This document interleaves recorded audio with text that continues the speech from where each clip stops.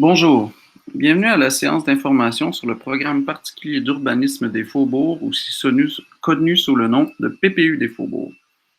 Mon nom est Olivier Légaré, conseiller en aménagement pour l'arrondissement de Ville-Marie, et je vais maintenant vous présenter le chapitre 4 du PPU qui porte sur le cadre bâti et la forme urbaine. Mais d'abord, voici un bref rappel de la vision. Le PPU des Faubourgs se veut l'occasion de pérenniser l'identité sociale, patrimoniale et architecturale du quartier et favoriser un milieu de vie agréable, durable et respectueux de l'environnement, mais aussi de consolider le territoire et assurer une continuité urbaine entre le quartier centre-sud, le Vieux-Montréal et le fleuve. Les orientations relatives au cadre bâti intègrent tous ces éléments de vision. Voici donc la première orientation du chapitre du cadre bâti, soit préserver et mettre en valeur le patrimoine bâti. Le territoire du PPU des Faubourgs est riche en patrimoine et son cadre bâti en fait la démonstration. En amont de l'adoption du PPU, une étude de caractérisation a permis à l'arrondissement d'identifier et de qualifier un grand nombre de bâtiments d'intérêt remarquable ou exceptionnel qu'on voit ici à l'écran en rouge ou en orange. Cette étude nous a également permis d'arriver à une reconnaissance plus fine des caractéristiques architecturales existantes. Ultimement, cet exercice nous permettra d'intégrer ces données à la réglementation et ainsi mieux encadrer les projets de transformation et d'insertion de nouvelles constructions. De plus, certains secteurs où les paramètres du zonage s'avèrent trop élevés, près de la rue Ontario ici, ou près du pont Jacques-Cartier ici, ils verront leur hauteur et densité abaisser. Enfin, l'aménagement du domaine public proposé, incluant de nouveaux parcs ayant une forte valeur identitaire, permettra également de révéler la qualité architecturale et paysagère du quartier. Étant donné le riche patrimoine industriel du quartier, d'autres propositions permettent d'encadrer les grands ensembles du territoire du PPU. D'abord, il est proposé d'introduire un nouveau mécanisme de hauteur conditionnelle pour l'îlot des Voltigeurs, soit l'îlot Molson qu'on voit à l'écran. Également, un abaissement de la hauteur est proposé à l'emplacement du bâtiment de l'ancienne savonnerie Barsalou. Enfin, la Ville maintient pour le terrain occupé par l'usine de la Canadian Rubber l'assujettissement du droit de préemption en vigueur depuis 2018. Plus précisément, le mécanisme de hauteur conditionnelle prévoit que pour 2 mètres carrés de superficie de plancher en bleu, conservé et intégré au projet, il est possible d'ajouter 1 mètre carré de superficie plancher en exhaussement sur l'emplacement en rose, au-dessus de la hauteur maximale prescrite par le plan d'urbanisme, et ce jusqu'à concurrence d'une hauteur de 100 mètres. Cette autorisation devra se faire selon la procédure des projets particuliers afin d'assurer le respect des critères suivants, soit la conservation de la silhouette en cascade autour d'un point culminant central, la tour doit être maintenue comme point de repère marquant de l'entrée de la ville, la prédominance de matériaux de revêtement de briques et d'argile rouge, et l'intégration des cours historiques en continuité du parcours riverain. Le site de l'ancienne savonnerie Barsalou, à laquelle nous devons la courbe du pont, voit également sa hauteur modifiée. En vue de reconnaître le bâti existant d'intérêt patrimonial, la hauteur maximale pour cet emplacement est abaissée dans le plan d'urbanisme à 16 mètres, soit la hauteur actuelle des bâtiments. En parallèle, la hauteur maximale du plan d'urbanisme passe à 35 mètres pour la partie du terrain au sud du bâti existant d'intérêt patrimonial afin de, cette partie-ci, pour consolider cet îlot et de prolonger la rue Logan, qu'on voit ici, tel que prévu par le projet de tête de pont. D'autres propositions sont prévues pour les bâtiments publics, comme l'intégration de l'ancienne station de pompage à un îlot et au sein d'un parc. Un comité de travail sur la mise en valeur du bâtiment a par ailleurs été formé cet été. La Ville de Montréal procède depuis le printemps 2019 à une vaste étude de potentiel pour la requalification du site de l'ancien hôpital de la Miséricorde et est en discussion avec le ministère de la Santé et des Services sociaux pour établir les suites à donner. Enfin, le tunnel Baudry, dont on voit l'entrée ici, fera l'objet d'efforts afin de lui trouver une nouvelle vocation et de le restaurer intégralement ou partiellement. L'orientation 10 vise à assurer une densification équilibrée dans le secteur à requalifier.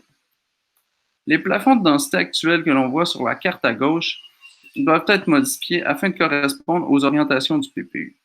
D'abord, le coefficient d'occupation du sol actuel du site de Radio-Canada, qu'on voit en rouge ici.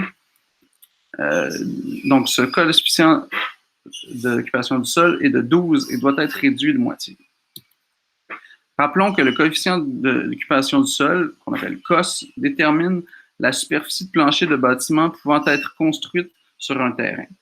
Pour donner un ordre de grandeur, un COS de 12 est une densité qui est normalement réservée au cœur du centre-ville.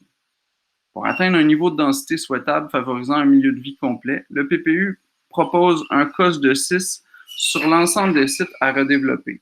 Donc, site Molson, site Radio-Canada et le site des Portes Sainte-Marie. Le site occupé par les espaces souterrains de Radio-Canada, celui-ci, se voit attribuer une densité de 7 afin d'en assurer l'occupation tout comme la portion sud-ouest de l'îlot voyageur, pour lequel un projet de pôle civique incluant du logement social est prévu. Enfin, comme mentionné précédemment, la densité est abaissée à 3 sur l'ensemble des secteurs habités, qu'on voit ici, afin de réduire la pression sur le bâti d'intérêt. Il y a aussi ce petit bout-là qui est abaissé à 3. Les plafonds de hauteur, qui permettent surtout de moduler la densité, sont revus afin de tenir compte des caractéristiques variables du milieu. Par exemple, un nouveau plafond de 65 mètres est proposé en continuité de la zone de même hauteur du Vieux-Montréal, donc ici. Ou encore, la hauteur de 45 mètres du site patrimonial de la prison du Pied-du-Courant est réduite à 25 mètres, donc ici.